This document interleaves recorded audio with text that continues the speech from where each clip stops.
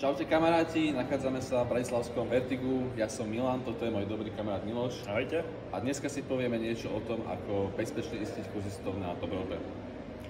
Toto video je hlavne určené začínajúcim inštruktorom, malo by to slúžiť ako metodická pomôcka, taktiež aj pre lesov, ktorí už niečo majú polezené, ale chceli by si to zopakovať.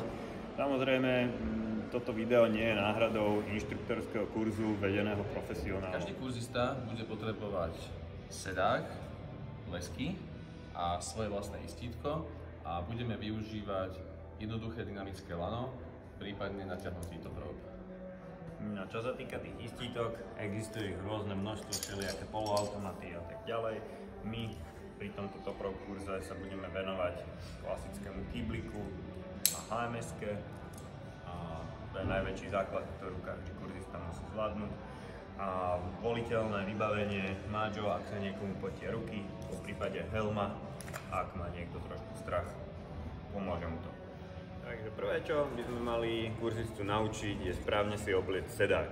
Treba dbať na to, aby neboli žiadne z povrchov prekrížené, pokrútené, ideálne si ho roztiahnuť, roztvoriť, aby sa do neho pohodlne obliekalo, skontrolovať si vo väčšine prípadov, viete prečítať nápis vzadu, takže v tomto prípade si ho otočíme týmto smerom k kurzistovi, obleč si ho. Takže tento vrchný pás bedrový, ten treba najprv natiahnuť nad bedrá.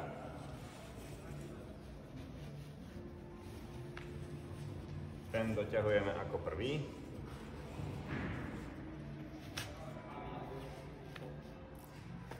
Mal by byť dotiahnutý tak, že medzi telo a sedák vieme obchať dlaň. Zapraviť, aby sa o nič nezachytilo. Následne, keď už máme ten vrch oblečený, dotiahneme si tzv. Nohavičky. Tie sa doťahujú tak a nemusia byť až tak pevne. Do nich by sme mali obchať päsť a tak by mali byť dotiahnuté. Máme trošku povoliť. Tak, dobre. Takto by mal byť správne oblečený sedák. A taktiež treba dbať aj na to, aby sme im zapravili vždy tričko pod sedák, aby tričko neprekrývalo nosné oko alebo naväzovacie oči. Tam by sa mohlo stať, že príde k nejakému zlému nacvaknutiu. Takže vždy všetko zapraviť pod sedák. OK. Takže keď už máme správne oblečený sedák, náhodou nemáme k dispozícii takto predpripravený top rope s karabínkami, potrebujeme kurzistu naučiť, ako sa naviazať na sedák. Kurzista, poď ku mne. Čiže vždy je dobré si kurzistu postaviť vedľa seba, aby nebolo točený zrkadlovo, je to pre nich jednoduchšie potom. A najprv kurzistovi teda ukážeme, ako sa naviazať správne, potom určite je dobré to rozdeliť do viacerých krokov, prípadne viacero možností. Nech si vyberie tú, ktorá mu najviac vyhovuje. Potrebovať zistiť je dĺžka lana, dá sa to namerať tak, že si vystrieme ruku, dáme si ju cca do polky hrude podľa hrúbky lana, alebo si prípadne vieme dať od pása dole a s touto dĺžkou pracujeme. A potom sú teda rôzne metódy, buď si to otočíme, prevlečieme, máme takúto osmičku, ktorou začíname, alebo niektorým kurzistom bude možno viac vyhovovať taký veselší spôsob, že si spravíme snehuliakovú hlavu, spravíme mu šál, vypichneme oko, možno si to lepšie zapamätajú. Každopádne nám má vzniknúť takýto praclík a potom pokračujeme naviazaním na sedák. Začíname tak, že začíname spodným naväzovacím okom, pokračujeme vrchným naväzovacím okom, spodný prameň si necháme trčať smerom dolu a potom im vysvetľujeme, keď sú vedľa nás, ako sa navlieka lano a ako sa potom opisuje tá osmička. Čiže toto by mal potom zvládať každý. Treba si to párkrát zopakovať. Takže správne naviazaný osmičkový úzol by mal vyzerať tak, že táto slúčka je rovnako veľká ako nosné oko. A pramene nie sú poprekrižované, takisto nám vyjde aj skracovací uzlík, čiže takto by to malo vyzerať. Treba im vysvetliť aj to, že nevadí, ak sa napríklad prekrížia tie laná, ale potom, keď do toho padnú, oveľa ťažšie sa to rozväzuje, takže možno je dobré im vysvetľovať hneď od začiatku, robiť to správne a budú mať menej problémov do budúcna. Takže takto. Takže pokiaľ už máme takýto pripravený top rope a sú tu karabínky, treba kurzistom vysvetliť, aby vedeli, ako sa správne nacvaknúť. Čiže zavrieť bránku a dbať na to, aby mali bránky expresiek oproti sebe. Vždy si ich skontrolovať, prípadne by im tu takéto X-ko malo výjsť. A dáva sa to potom len do nosného oka. Už sa to nezacvakáva do náväzovacích očí. Takže takto s top ropeom, keď už je pripravený. Ako sme už na úvod tohto videa povedali, istítok existuje veľké množstvo. My sa ale v tomto prípade chceme venovať hlavne kýbliku, lebo je to v dnešnej dobe najzákladnejšie istítko, ktoré sa do budúcna dá využívať napríklad aj na zlaňovanie, ďalšie iné možnosti využitia má a taktiež pre prípad, že niekde strátime alebo niečo sa nám stane s našim istítkom, aby sme vedeli, ako záložne používať tento kýblik. Takže čo potrebujeme ďalšie kurzy naučiť, ako správne založiť lano do istítka. Najprv začneme AMS-kou. Tu si zakladáme do nosného oka podľa toho, či sme praváci alebo ľaváci. Pokiaľ som pravák, chcem mať bránku karabíny na ľavej strane, pokiaľ som ľavák, samozrejme naopak. Ďalej lano zakladáme do istítka vo väčšine prípadov, sú na istítkach piktogramy, sú ale aj kybliky, ktoré sú z každej strany rovnaké, tam tom nezáleží, ale tu postupujeme vždy podľa toho, aké máme piktogramy. Čiže tu je lezec, toto lano smeruje k lezcovi, tu je ručička, tá má držať brzdné lano. Čiže takto si nasuň, takto nie, takto a zavrieme bránku. Teraz sme pripravení na nácvik doberania. Správnych metód doberania je viacero, je teda ale na inštruktorovi naučiť kurzistu metódu, ktorá mu vyhovuje najviac. Jedna z metód sa volá V to the knee 1, 2, 3, ktorá vyzerá takto.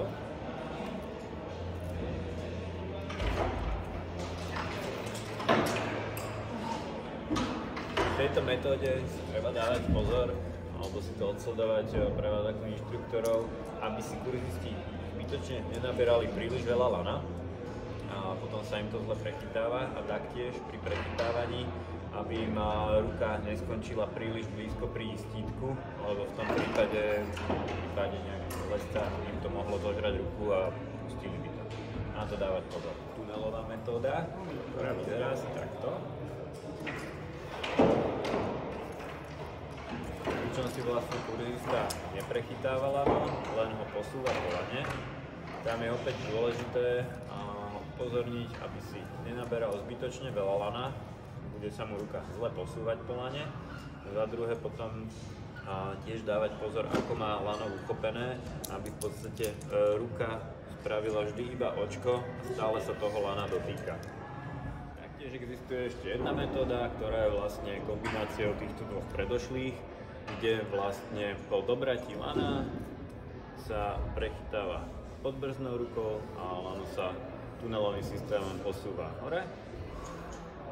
Pri všetkých týchto metódach je dôležité, aby kurzista po dobratí lana nenechával ruku nad istítkom, ale automaticky si ju dával späť do spodnej polohy k stehnu, pričom vlastne v istiacom systéme vzniká väčšie trenie, to znamená väčší brzdný účinok. Potom, čo má kurzista zvládnutú správnu techniku doberania, prejdeme na učenie techniky spúšťania. Technika spúšťania s kyblikom je následovná. Chytíme lano na spodnej brzdnej časti a postupným uvoľňovaním úchopu spúšťame. Spúšťanie môžeme nacvičovať viacerými metódami. Je možné dať závažie na druhý koniec lana, prípadne môže nám druhý kurzista lano ťahať, čím bude vlastne simulovať váhu lesca. Správne zvládnutú techniku aj doberania, aj spúšťania môžeme prejsť k prvému lezeniu. Keďže inštruktor by pri tréningu nemal opustiť zem, budeme potrebovať kurzistov minimálne dvoch, respektíve jedného kurzistu a jedného skúsenejšieho lesca. Ešte pred lezením s kurzistami treba prejsť zo pár základných vecí, ako sú za prvé povely. Tam si treba dohodnúť, respektíve vysvetliť, k čomu sú tie povely dobré, aby človek na tej stene nebol stratený. Treba im vysvetliť, že základné veci ako napríklad dober, sadám, spúšťaj, leziem, istím sú najzákladnejšie, taktiež môžu si dohodnúť aj nejaké iné, ktoré im budú fungovať, ale aby vedeli, kedy, čo sa deje. Taktiež potom je ešte dosť dôležitý váhový rozdiel lescov, čiže ideálne ten rozdiel by nemal presiahnuť 10 až 15% váhy. Pokiaľ je ten rozdiel väčší, je ešte možnosť si takého kamaráta pripnúť na nosné oko, čo mi prída, dajme tomu 30-50 kg, alebo ešte je možné použiť pomôcku od Edelridu a dá sa potom takto liesť. Ešte potom ďalšia vec je pozícia ističa pri lezení. Nemal by samozrejme stať priamo pod lescom a tiež keď je na top rope, ideálne ešte posunúť sa tak, aby lano nezavadzalo pri lezení. Takže to je asi základ. Lezenie začíname vždy partnerskou kontrolou, pričom sa toto skontroluje istič lesca, lezec ističa, či sú správne naviazaní, nacvaknutí. Ako inštruktor treba vštepiť a dbať na to, aby kurzisti túto kontrolu robili automaticky a vždy. Je to z toho dôvodu, aby sa obmedzilo alebo najviac znížilo riziko nejakej chyby. My ľudia tie chyby stále robíme, takže určite treba na toto dbať. Lezec aj ištič pri lezení už cítili aj bezpečne alebo komfortne. Treba si vyskúšať prvé odsadnutie do lana, aby to teda zažil aj lezec, aj istič. A keby sa vás pýtali, že či celý ten systém udrží, kľudne môžeme povedať, že to udrží aj osobný automobil. A taktiež pri tomto inštruktor vlastne celú dobu kontroluje brzdné lano ešte pod ističom. Pády do lana sú úplne bežnou súčasťou pri lezení, tak by sme na to mali ističa určite pripraviť. Na to, aby sme začiatočným lescom neprivodili nejakú traumu, budeme toto padanie nacvičovať so skúseným lescom, ktorý bude padať ističovi do lana bez nejakého oznámenia, úplne náhodne. Ako inštruktori sa počas celého kurzu snažíme vysvetľovať vždy správny postup. Pokiaľ samozrejme kurzistov k nejakým chybám dojde, treba ich na to upozorniť, avšak vždy upozorňovať len na jednu chybu a vysvetliť ju, aby sme zbytočne nezahlcovali viacerými chybami naraz ľudí, čo ich môže fakt pomotať. Takisto by som pripomenul, že pokiaľ už nejakú činnosť začnú robiť, nech sa nerozptylujú nejakými ďalšími a dokončia ju, napríklad pri naväzovaní alebo zakladaní lana do istítka. Ďakujeme za pozornosť, my sa týmto lúčime a prajeme všetkým inštruktorom veľa úspešných kurzov. A nech vám nikto nepadá zo stien. Čaute. Majte sa.